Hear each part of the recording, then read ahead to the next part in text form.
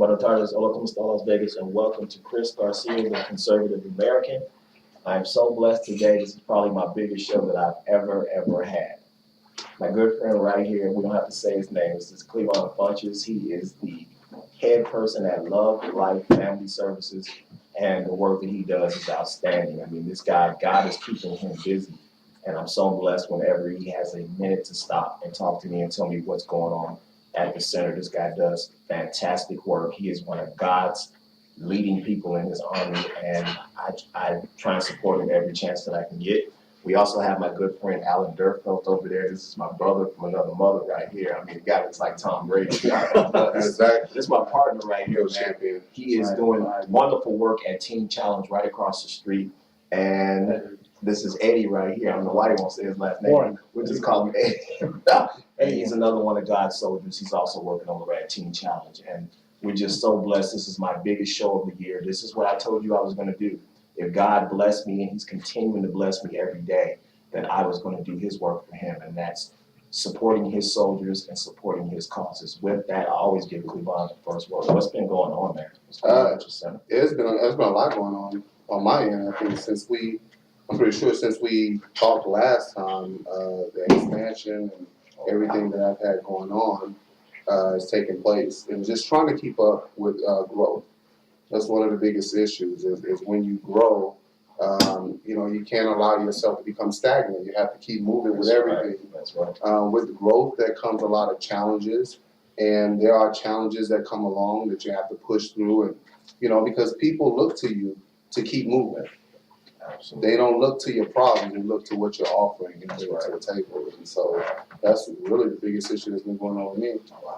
Wow, that's just great, man. I mean, we had Cleavon on a couple of months ago, and this guy, I mean, he's always thinking about what he can do to help people, how he can keep growing. He's walking around, he's looking at properties, he's trying to, I know you were looking at a property to explain to people. To expand. So what we were initially doing, we were looking at a property to be able to assist a lot of people we service so that they can have a transitional living and help them with a safe house to go to. I mean, a lot of times you have abusive women and you have men who are going through different issues. I think it's great as well to be able to have, the teenage house, I can't get the name right. The Teen Challenge present. And the reason why it's great to have Teen Challenge present is because of the referral process, because of something that you guys are already doing, have in place, which would be a huge benefit for us to be able to refer to you as well, to be able to assist a lot of people that we have and come across that need the assistance, need the stability, need the faith to help balance them out as well. So we definitely need that. Absolutely. Alan, what's going on over at Team Challenge? You want to talk about some stuff? All right, we're doing some big things over there. We got the car show coming up. That's the big thing we're doing. It's on the 23rd. You look like you got some nice cars. You can bring them by. You can register them by March 10th. I mean, I got one. I got a Hyundai Sonata somewhere down the street. Yeah, well, if anybody, anybody that has cars, anybody out there has cars, bring them by. The registration is April 10th. The actual car show is on the 23rd. Excellent. From 2 p.m. to 6 p.m. We're gonna have food trucks out there, like DJs. Man, that night's gonna be happening out there. Nice. Where's it gonna be located at? Right out front on that street, Right here. So this is the 9th Street. What's the address? 720 South 9th. 720 South 9th. Yep. That's gonna be great. And what date again? April 23rd. April 23rd. Yep. Yes. Register your cars by April 10th. Okay, gotcha. Do they need to have hydraulics on the cars? Any car, any type. Okay. It doesn't matter the age, style. Bring it through, show it off. Bring I'm motorcycles. gonna have my dad bring his first car through. There we go. My dad's got his first car, and then we'll drive over here. This is my friend over here. This is the first time on the show. I'm so blessed to have you. Alan is an old pro, man. He's over here every Friday doing God's work. Give me a little testimony. Tell me about your life and tell me about where you're at right now. What's going on? Okay, my name's Eddie Warren. I'll just do a quick testimony here. On Teen Challenge, well, God's changed my life through Teen Challenge.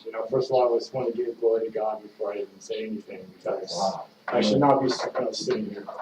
So, I grew up in San Diego, California. I had a pretty normal childhood, Both parents were great. They stayed together, still married to this day, 40 years now. Nice. So, yeah.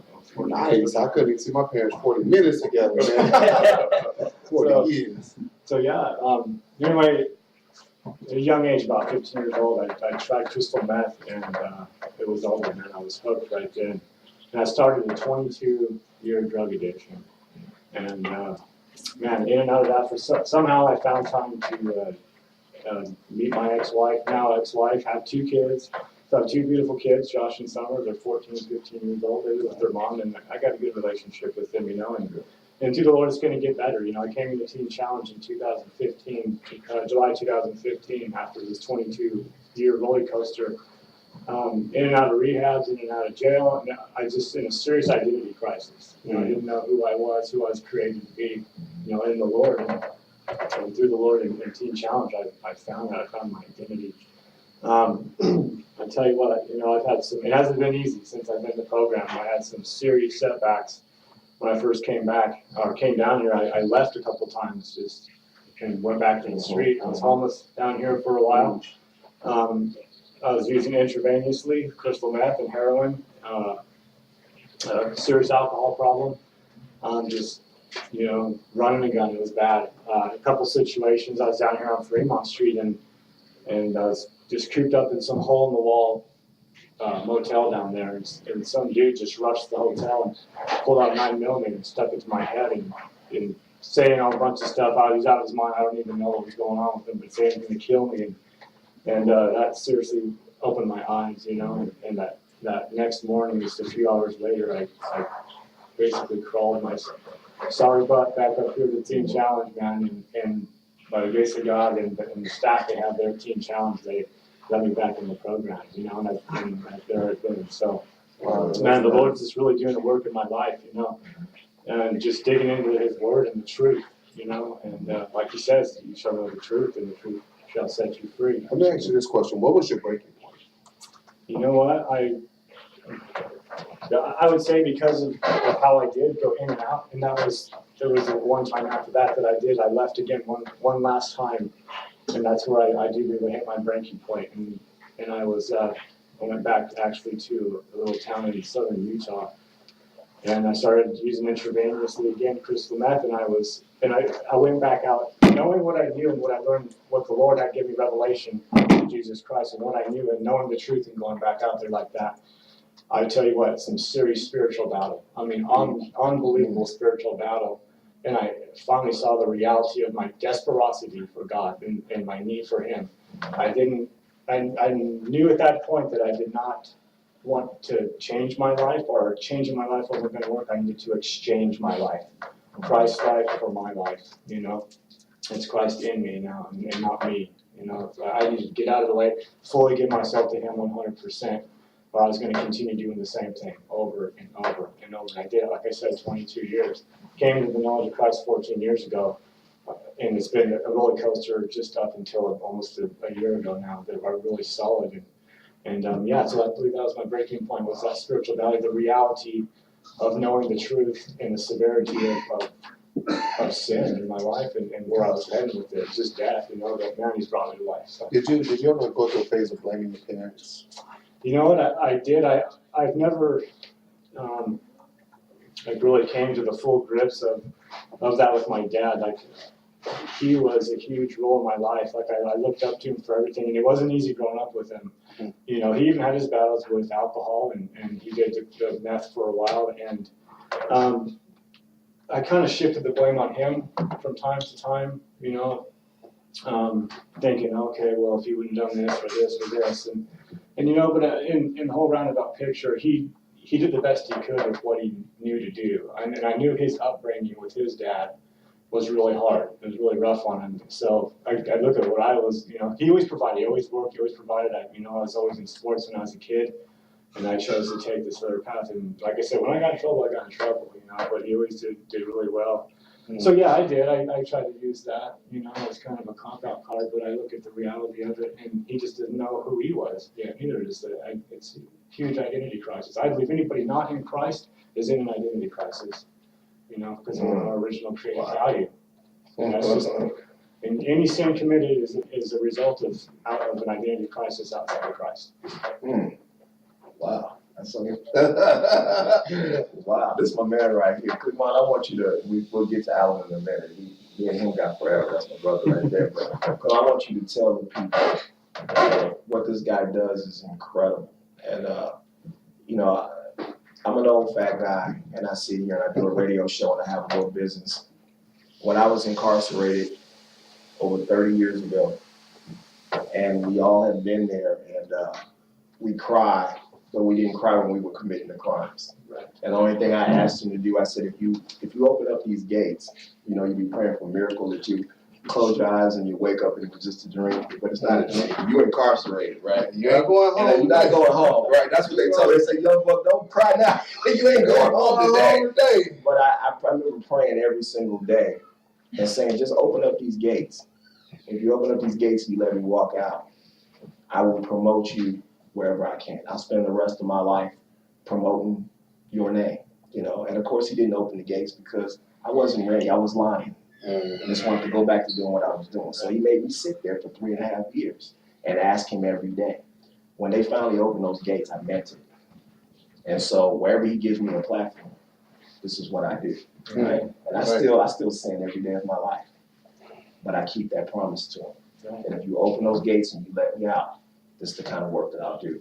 And this guy's doing the same thing. He's doing big, big things. He's doing the actual physical work. I can provide a platform, but we need his soldiers, and this is a general right here. So, Clavon, tell us what you do. For what I originally do is we do counseling services for a lot of individuals, family, children, individuals. If they need it, we help assist with housing. We assist with transportation. We do daily meals and cook for the people on a daily basis.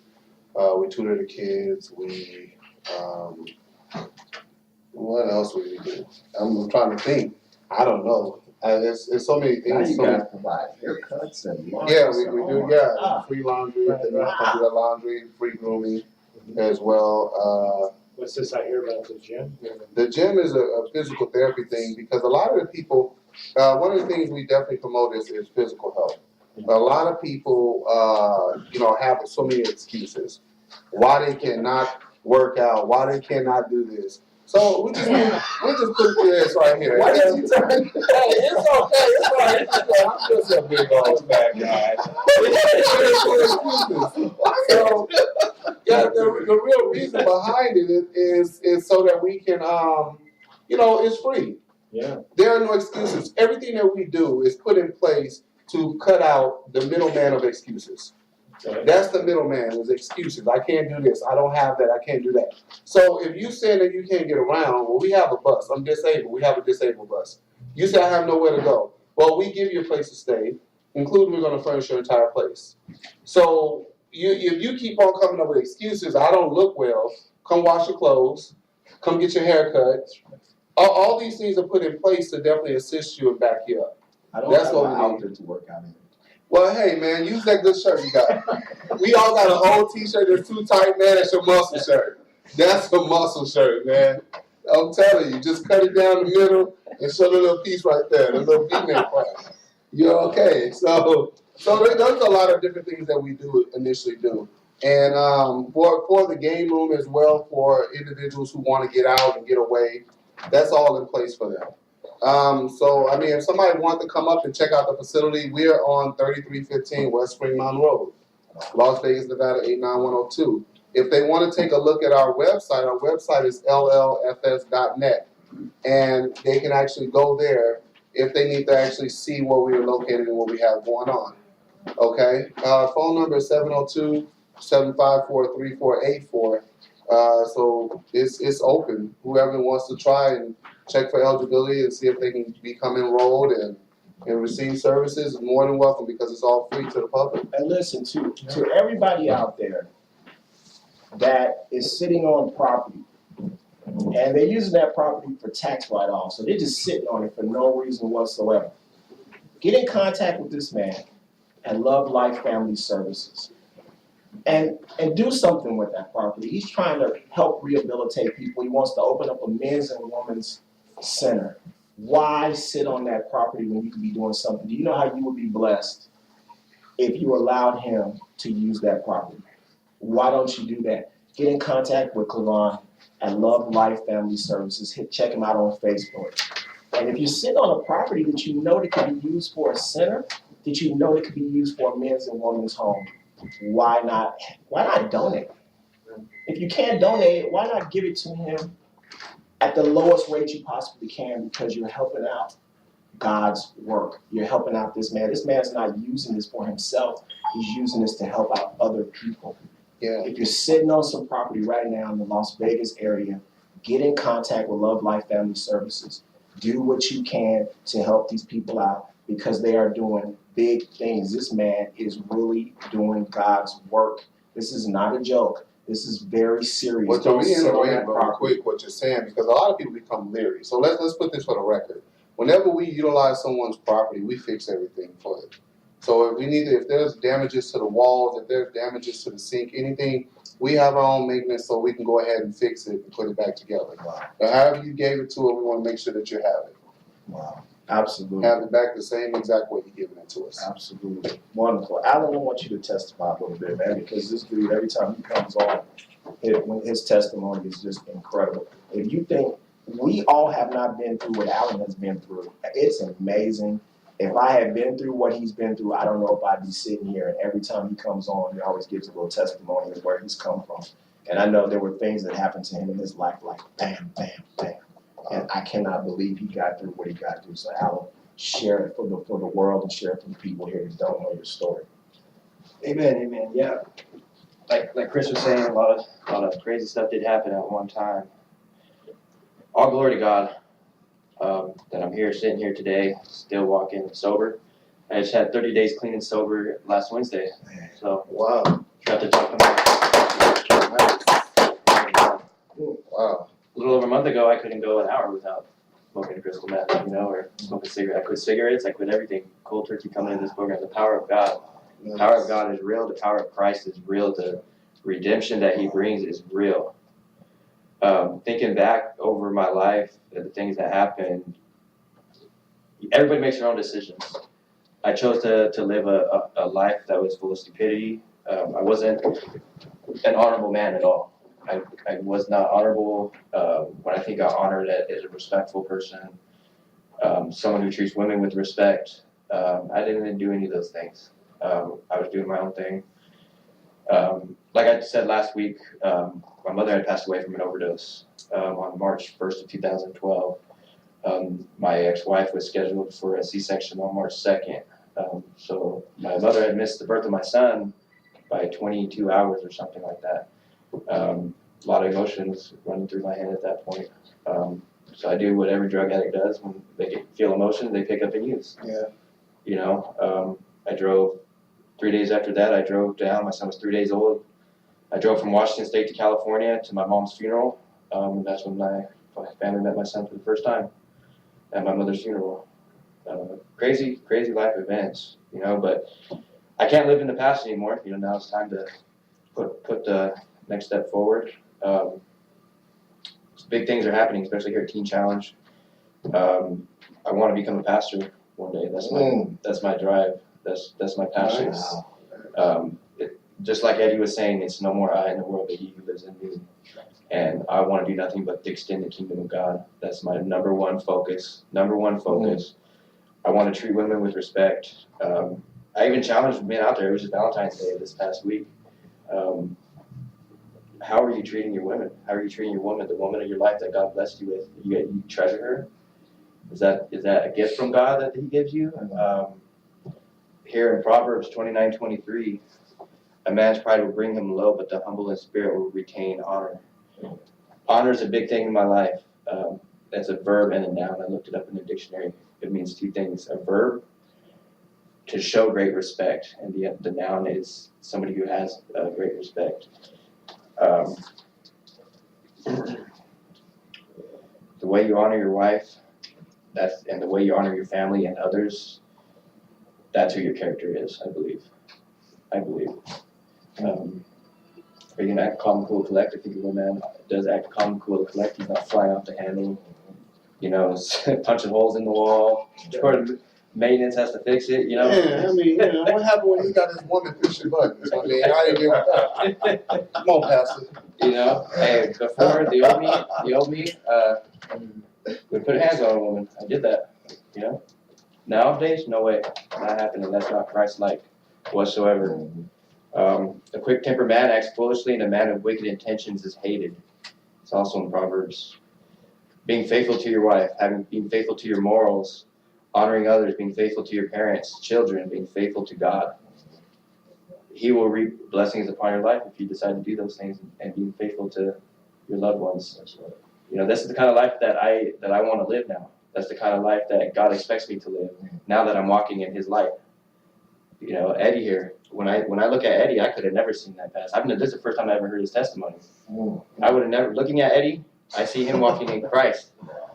I see an honorable man here. Wouldn't even have guessed. Come a long way.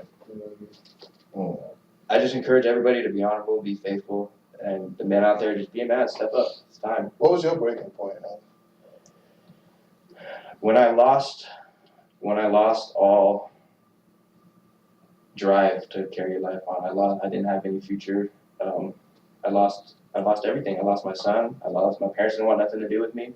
And just like Eddie said, when you walk out and you know better, you accepted Christ and you know better, and then you walk back out, the spiritual battle is crazy. I know I had went to the Teen Challenge program before and went out, ended up, some things happened with me and my ex-wife, and I won't go into it. I don't want to really start hurting at this point.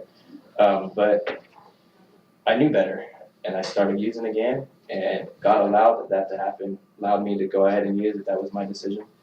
And I went on another 2-year run, and I got to the point where I pretty much abandoned my son. I didn't go and see him anymore. I didn't see my parents. I was just closed off in a 4-bedroom, 2-bath townhouse, and just was using every single day. And he allowed that to happen to me because he wanted me to be a soldier for him. What pushed you to actually start using? I drank one Bud Light beer, and from there I just went on a 2-year run. But what pushed me was I gave up all hope. I stopped reading the Bible. I stopped going to church. I stopped staying plugged in. I started hanging out with the old friends, the old homeboys, the ones that use. That's the main thing. If you don't stay plugged in, if you are an addict, let's say you're not a Christian, but you go to AA meetings. 12-step program is the AA, the Alcoholics Anonymous, is a wonderful program. I went to there. It's not a Christ-centered program, but it's still a great program. My granddad actually has 34 years clean and sober through the power of AA. But yeah, just not staying plugged in, man. It's the main thing right there. Walking in the light of God. That's right. Would you say it's a part of a cycle too? Yeah. Oh yeah. Big time. Kind of the same Big thing time. you were saying before. Your dad, cycle. Your past, cycle. And it's like you pick up from where the cycle left off at. Yep. So how do you go through a phase of breaking the cycle with your children as well to make sure that they don't go down the same path? Bring them to the Lord. Bring them to Jesus. Make sure you raise them with the values of Christ. I asked that question only because a lot of us, we actually struggle with the way we were raised and what we actually been through and what then happened. So when you've actually had something, what most people do is they wait for a trigger. Something triggers them and then they take it to a whole nother level. And so being that it could be a young girl, her dad wasn't available today to go pick her up, and now she's holding it against him for the rest of his life. He just don't love me. And so now no man loves her. And so most of men, young men, go through phases where detachment from his father, where somebody didn't show him what to do, or mom was out kind of doing her own thing as well, or they got passed through the system. So now here we are with the in and out of jail, drug system, and all that good stuff as well. Because now we're in a phase where we're trying to find ourselves. And then, like you said, being Christ-like, how do you find something that you don't know what you're looking for? Right. As well. Like, I want to find you, Christ, but I need to go smoke real quick and I'll talk to you later. That's one of the biggest issues that a lot of people deal with. You know what changed me? I'm going to tell you right now. And I tell people this. I was addicted to cocaine for 23 years. And I tell people this. When I finally began to sober up, it's one day when I was by myself. That's when you always reflect, start getting real. That's right. And I had always blamed the death of my mother and my father doing this. And as I did one more line and I sat there, I said, "You're a drug addict. Stop blaming me. You like doing cocaine. If you had a perfect life, you'd be sitting here doing cocaine because you like it. It's no one else's fault. You like the drugs. Stop liking the drugs. Stop blaming people. It's you. Find something else to do to replace your addiction. That's what you really have to do. If it wasn't for Teen Challenge, you'd still be using drugs right now. You gotta find something else to do. Exactly. That's all that people don't understand that. I don't care what you do in life. There are people that are obese. I'm not talking about myself right now, but they like to eat. They eat all day. That's what they like to do. Right. Stop blaming your depression. You like the food. Right, that's true. I believe it's definitely. That's what it It's is. a change of mind. That's You it. have to change your thinking, That's it. no matter what. It's nobody's fault That's right. but yours. It's your It is a true thought process issue as well. And most people don't admit, like what you said, an idle mind. If we want to go biblical, what does it say? An Absolutely. idle mind is the devil's workshop. Yes. Romans 12:2, it says, do not be conformed to this world, but be transformed by the renewing of the mind, that we may know what is the best and perfect will of God. Without that mind change, because we're creatures of pattern. We're gonna do the same thing over and over again. And Yes. That's so what it that is. spiritual revelation intervenes and we change, like you said, we gotta completely switch and change for something else. A lot of people are very comfortable as well with patterns. And if you want to go into biblical texts and talk about that, we can actually go into, we can go from the Old Testament to the New Testament. People always struggle with the same issue. Control. Being controlled. If you look at what happened with Moses, Moses got the people out and they wanted to go back. But they begged to get out. That's an addict. Most of the people were actually fighting wars and then they said, "Oh, it's too cold out here. We don't like it." Right. But then you had a situation where Jesus came in and what was he trying to do? Change their thought process. It's always the mindset of the people that they're fighting against because they've been doing it for so long. And now they got this habit of how they think, how they act, how they treat everyone, and what they do, and every excuse that they come up with. What was the issue with Jesus is I'm fighting to help you change your mindset, but most of you are comfortable where you are. You look at Paul and Silas, what was the issue with them? They were going through, the devils knew who they were, everybody knew who they were, but the people will stand off and see what happens with you. So they push you out and say, "Alan, go out there and let's go change their mind." Right. And as soon as you go out and change their mind, they say, "We'll follow you," and then they'll leave you out there hanging by yourself. Right. So because most people get comfortable and say, "No, that's not for me." And they got to break the habit in their thought process. If they really want to get out, how do you change that? Right. You got to break your pattern, just like you said, break the pattern. When you sit there, the people with the most time on their hands get into any and everything.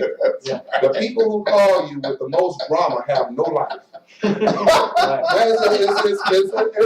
funny, but it's true. When somebody call you and say, "Did you hear about what Bertha did?" You got to say in your mind, they're bored. They have no life. This dude called me last night with that. Yeah. I said, when I got off the phone, I looked at God and I said, "That's a half an hour I'm never going to get back." Exactly. I'm never going to get back. You might have talked about that is a huge issue. Yeah, I came out there, that's a half an hour. Yeah, man. He had so much time on his hands and he sat there and analyzed everybody else's situation. Let me tell you something. People who are truly busy have no time for that. When you're really busy, you gotta go to work, you gotta go pick up your kids, you gotta go do this, you're trying to move forward, you got goals to achieve. You're doing all of that. I don't have time to be sitting up here worried about what color shirt she had on. Tell her it was a nice shirt and keep on going. That's right. But most people entertain it because they have no life. They have nothing else going on. And when a lot of people who especially don't work, when they don't work, what are they doing? Calling you all day. What you doing? Where you at? What's going on? When you coming back? All day, because they have so much time. So when we look at people with addictions, the people with addictions are actually people who have a lot of time on their hands as well. Because now they're sitting up thinking like, "Oh, wow, last week was great. Yesterday was cool." The mind is actually working. Put the mind to work so that it can really work. That's my thought process with that. If you want your mind to work, put it to work. But an idle mind is truly a horrible situation that could be detrimental for the rest of And your when you life. start working for God, do you see how busy you are all the time? Do you see how much your day is full? I mean, from sun up to sundown. Yeah. You got stuff to do. Yeah, because By the time you go to bed at night, you're like, All you do Yeah. is pray and eat and you Oh out. man, exactly. And I wake up dreading having to get dressed. Gotta do it Isn't again. it funny how he gives you that little jump though, right when you don't feel like doing Yeah. it? He gives See, you that little push. And then you I good to define go. that as just being truly equipped for what you're doing. Yeah. You know, like for you guys, your thing is we want to reach out other brothers who have been through this because you can relate to that. Yeah. And you can totally understand what it is to be in that realm, what it is to struggle with that. So when somebody come with you some BS, you're like, man, that's some BS. No, Oh, yeah. no, you're not ready to quit. But you got the strength to reach out to them. Right. For the strength that I have is for what I love to do. I love to help people. I love to see people progress. That's what I love. I've been like that since I was a kid. Yeah. So I can't change that. Now, it's not to say that I don't meet some scummy people that have no great intentions, but I am saying that my passion is what I'm doing right now. I like to see people actually moving forward, progressing, and seeing a change in them, whether it's them or their children. And you know, I love children. I like seeing kids actually move forward. Kids will come back and say, because we all remember a teacher. Yeah. We all remember a Right. teacher, or whether it was your mom's boyfriend or somebody who made an impact in your life was like, man, they were cool. Mhm. And so that's how I look at it is you can make an impact in somebody's life overnight. Based upon what you do and even what you say. Eddie, where do you see yourself, man? What do you want to do with your life? Because I know you're giving your life to God and you're walking with Christ. And where do you see yourself in a few years? What do you want to do? Okay. Yeah. Well, I tell you what. I believe the two most beautiful words ever are in Christ. You know, and that's where I want to remain. And I know I love Matthew 6:33 says, "Seek first the kingdom of heaven and His righteousness; He'll add all these things to you." And I know that I stay in Him, that He's going to open doors. Like as far as my heart goes, and I know He gives us the desires of our heart. I would definitely like to be at some point, you know, down the road, like you said, a few years from now, in doing full-time ministry. I just want to help people. Like you said, I now love to just help people. Like over at the house, I've been blessed with the ability to do Bible studies and have prayer with the guys every night. Like in each room, I get to go around to each room and uplift the guys and pray for them. If you don't, Big Frank Garcia will beat you up. I know Frank don't play, man. That's right. Frank You know, always on it. 7 o'clock. I'm a prick, you know, so. Yeah, let's. They say got a security guard for Jesus at the house. You gotta see it. You gotta see it. I'm telling you, you're gonna get me in trouble now. He ain't in the day. He in a little bit. He's a big. He in a little bit waiting on you. He goes in that, that's what I love about him, because he does. He goes by the book, he goes by the schedule, and makes sure we run on it. So, yeah, I would, you know, whatever the Lord opens, whatever doors, you know, because He's doing it right now. He's already opening doors for me, and just in the house and in other ministry stuff we do, we go door to door, and it's just amazing what I see and get to experience out there. Just walking in the Spirit, you know, I really believe that He's going to open doors for me to be able to speak to the church body, you know, through the testimonial, and then wherever He grows me from there, to stir it up, you know, because I really believe that America needs a good stirring in the church body. You know, there's enough lukewarm Christians out there. You know, which I was one. You know, until this last point where I did the exchange. You know, my life for Christ. But yeah, I really would like to be in full-time ministry sometime in the next few years, and God's good, and I know that He'll open a door, and just want to love people into the kingdom, man. You know, I've always had one thing. Little gift that God has always given me. I knew that when I met Clevon. When I touch people or I talk to people, he shoots me a quick vision. Yes. When I met, I actually had seen my wife 6 months prior. And I'm very honest about everything in my life. I'm one of those guys, I love my radio show, I love my business. I want to get into politics very soon. We talk about running for city council. I can tell people right now, when I step on the podium, I'm going to tell you my life story. I'm not going to put on a suit and tie and tell you I'm this, that, and the other. I'm going to tell you where I came from to get to this point. And it's because of God. And people can either accept me and vote for me or not. That's fine. Right. But I'm going to be honest about it, right? My wife was out there on the streets when I met her. She was homeless. She was prostituted, right? I had seen her 6 months prior. And she had on a beautiful dress. And I thought she was a rich lady. I was afraid to come up to her, because I actually thought if I come up to her, she's going to turn me down. Hmm. She is a very prideful person. And even when she was out there on the streets, she kept herself up. Whatever I say behind, I can say it in front of my wife. We are very honest about our relationship. God said, that's your wife. And I went to the kitchen, I came back to the front door, and she was gone. And 6 months later, am I lying? I saw her 6 months later. She was just getting out of jail. She was walking down the street. She's looking back. And he said, that's your wife. And he said, go get her, because she's heading down Fremont. And I didn't put on my shoes. I ran. And I said, let me talk to you. And she came back. She went like this. And I thought she was telling me to get away from me. But instead she was telling me to come here because she was sunburned. Because she had been walking around in the summertime. And it was shade right across the street. And I came over to her. And I said, she started talking to me. And everybody knows how fast my wife talks. Right? And she was talking and talking and talking. And I was not, if somebody's ever talked to you so much, you're not even really listening to them, you're just looking. And I was just looking in her eyes. And God said, if you let her go down that street, you'll never see her again. Those pimps will get a hold to her down there, and they'll kill her, because that's not who she is. So every night she goes out there, she'll be forcing herself to go out there. And they'll see that she doesn't want to do it. And they'll kill her. And I said, my house is right there, a block away. I said, why don't you come back to my house?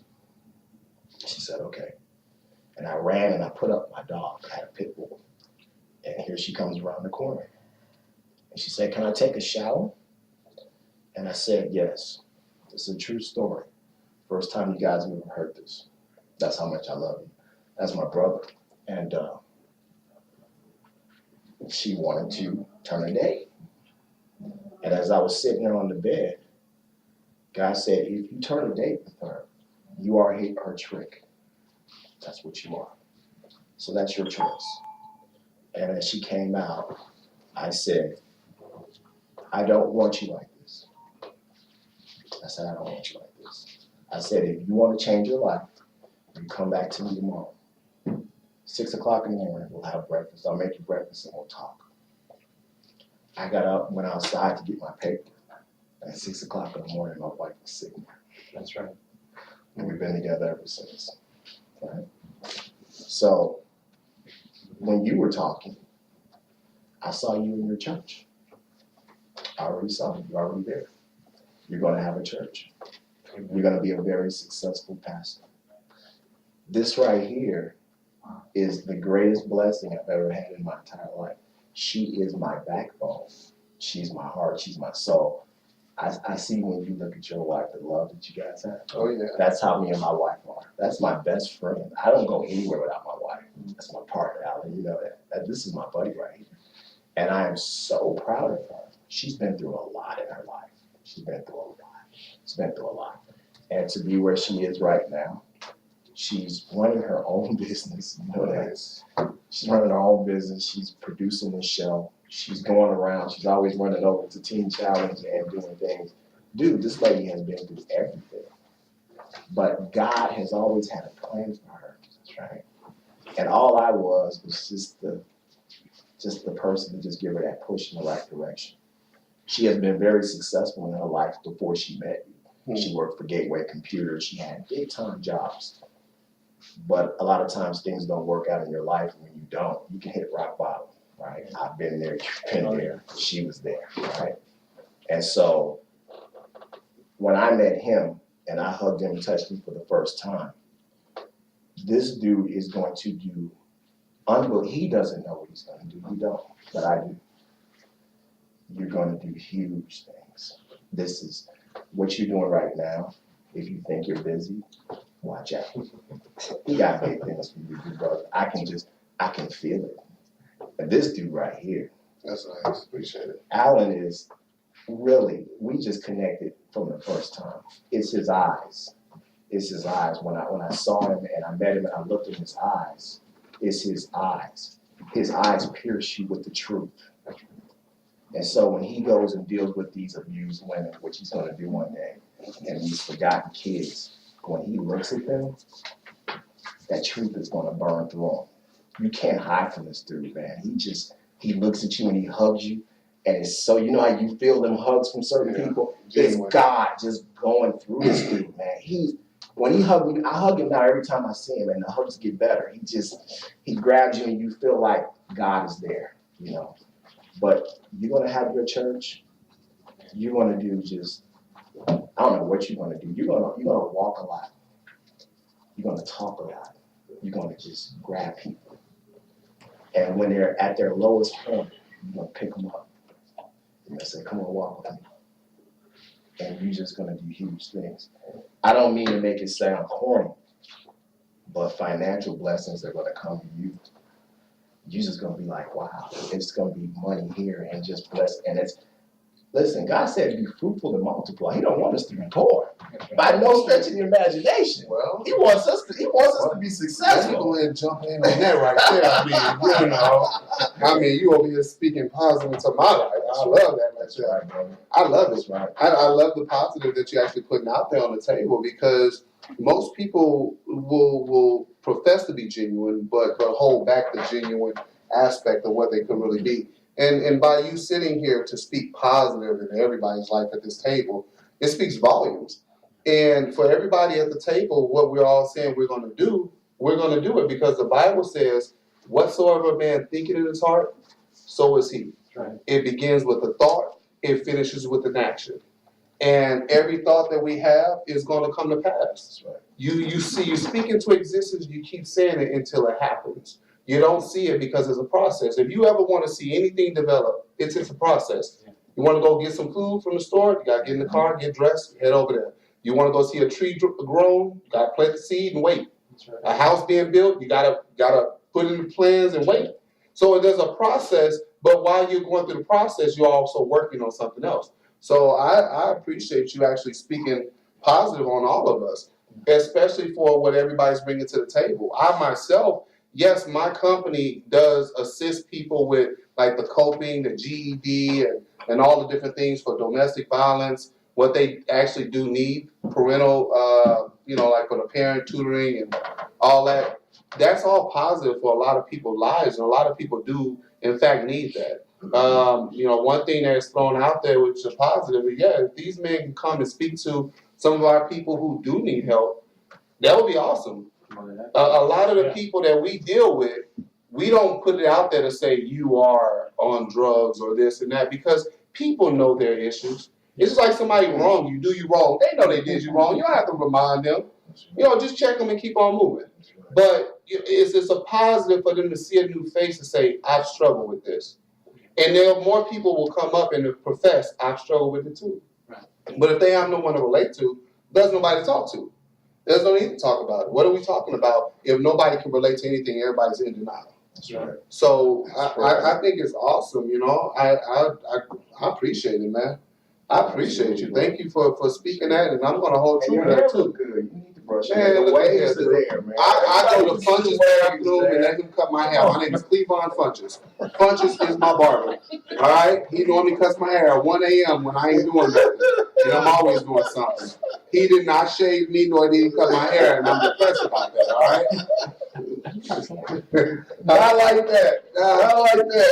That's nice. I used to be a barber.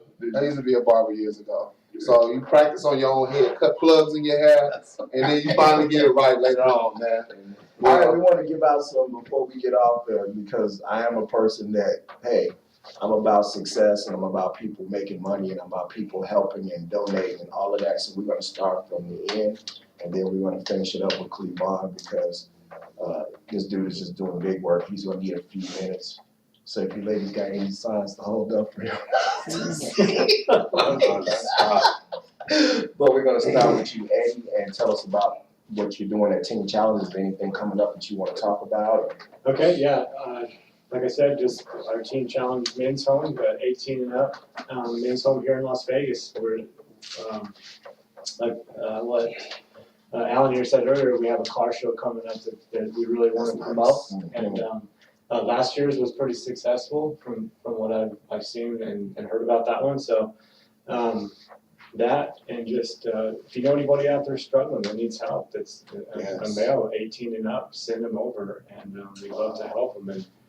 And man, God's working over there. He's taking these lives that are shattered and he's making all things new, man. He's making all things beautiful, and I see it and I love it. And that's my blessing, man, to just watch these dudes come in the house broken as I did, and just watch the Lord just completely restore and watch that redemption, the gospel just come, you know.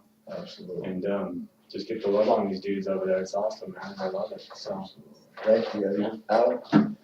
All right, we got a pretty great teacher, Isaac. He was on a couple of weeks ago. Yeah.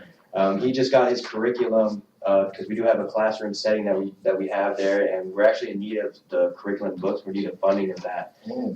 So if anybody would like to write a check, anything like that out there, come and help us out. Send a check to Las Vegas Teen Challenge under where it says for the classroom, because we have one time, Alan. Say that one more time for people. We have a class, a curriculum study that we do. That's part of the program. You can't level up, go to the next level of the program without completing the curriculum. So we're in need of funding. If anybody could just send us money, send us checks for the classroom funding, Las Vegas Teen Challenge. You can put on the checks, and when it says for, put classroom, because it's hard to get through the program without that. That's what's helping us change our lives, teaching us new things. materials. There you go. Like you said, the car show, we're gonna have a special guest there, Barry McGuire. I don't know if anybody's familiar with him. He does car show hosts. He's out there in San Diego, Southern California, I believe. He does a lot of car shows, famous ones there. He's gonna actually be attending the car show. The food trucks are gonna be there. We have a work study program, so if anybody needs any help with, as far as, like, I know you have maintenance that goes on and some of your different things you got going on. We have guys that are into that, doing drywall. Nice. So we have plenty of guys over there, landscaping. Anybody has companies, they need to hire guys out. Yes. Man, tell them to come talk to me. Yes, sir, we will. Okay. We have a banquet coming up on September 12th. It's gonna be a silent auction. We're gonna have different tables that we're gonna need sponsorships for. I invite you to come out and check out our banquet on September 12th. Get a table, come support us. Can we write that down, please? So we make sure we got that September 12th at what time? Sure. I'll get the time to We you. believe it's supposed to Sure, be yes. SOS, we're not sure, but it's supposed to be a really good one. Yeah, it's supposed to be really great. And also we're looking to get our kitchen remodeled, and we need some plumbing work done. So if anybody out there wants to donate some time, we are a nonprofit, so you can get a write-off for helping us out. It's a win-win on both sides. That's all I got until next time we meet. All right. And this is my man. All right, I know we're short on time right now, but I just want to kind of put it out there.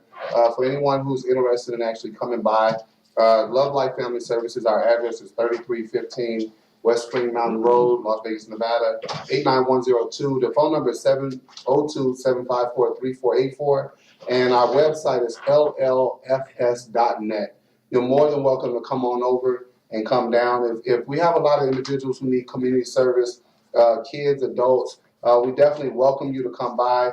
If you want to check out our Facebook page as well, it's Love Life Family Services. Just type it in and go on to the website as well.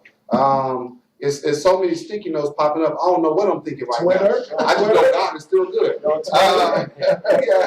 Yeah, we're on Twitter. We on I don't know, man. My mama We're gonna gonna have to run late. We're getting all this in. There's a lot. Just type in Love Life Family Services. If you're really trying to look for us, we're out there. We have a client appreciation coming up as well. I believe it'll be next month where we have breakfast and lunch every day for free. So if anyone needs to come, breakfast and lunch is free. But we have appreciation for the people whom we service. And that's our appreciation, to tell them we thank you for allowing us to service you. And so just to end with a scripture right now, Matthew 21:22, it says, in all things whatsoever ye ask in prayer, believing ye shall receive. I truly believe whatever you ask, whatever you put out there, whatever you want, whatever you're looking for, be truthful about what you want. Don't ask for something that you're not ready for. If you want somebody to be committed to you and be great and you're not ready for that, don't ask for that. If you want to change your life and when change comes, opportunities come, you're not ready. You have to always be prepared and ready. Do not ask for something that you don't want. Absolutely. Thank you so much for watching today. Chris Garcia, the Conservative American. I told you last year that we were going to have big shows on. I'm so blessed. Cleavon, Love Life Family Services are always, this is their radio show. And whenever they want to come on here, all he has to do is give me a call. I have the wonderful lady Vet right here. She's doing big things. He's got a great staff over here. And what all she has to do is call me.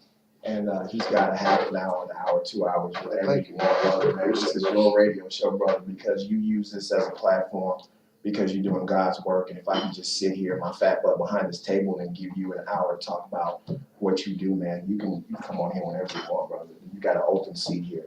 I thank you so much, man. Love Life Family Services. Thank you. He's doing incredible, incredible things. I mean, you know, we have no excuses in this country for not helping out our own people, for not helping out our children, for not helping out our vets, for not helping out people with mental problems. This guy's doing all of that, and now he wants to have facilities for men and women to be able to rehabilitate and have homes. So again, if you're sitting on any real estate, man, and you're just sitting there using it as a tax write-off, why not do the right thing? Why not do a good thing?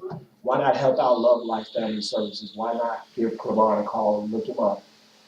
Look him up on Facebook, whatever you need to do, and donate that structure, donate that building, donate that home to him, or at least give him the best possible deal that you can.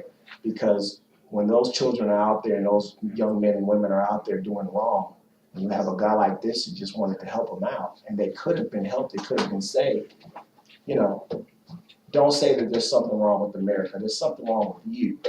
Because you're sitting there and you're just holding on to this property out of greed, and you could have did the right thing with it.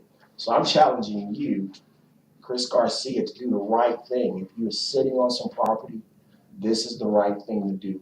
Give this man's organization a call because he wants to do good things with that property, and you will feel better about yourself. I don't care if you use it as a tax write-off, whatever you need to do, but help out Love Life Family Services. Eddie, thank you so much, man. It's a blessing. Yes. You're going to get your church one day. Amen. I promise you that.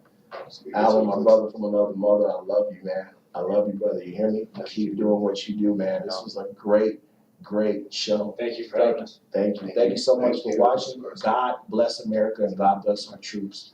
Come home safe. Google us. We'll be up on YouTube.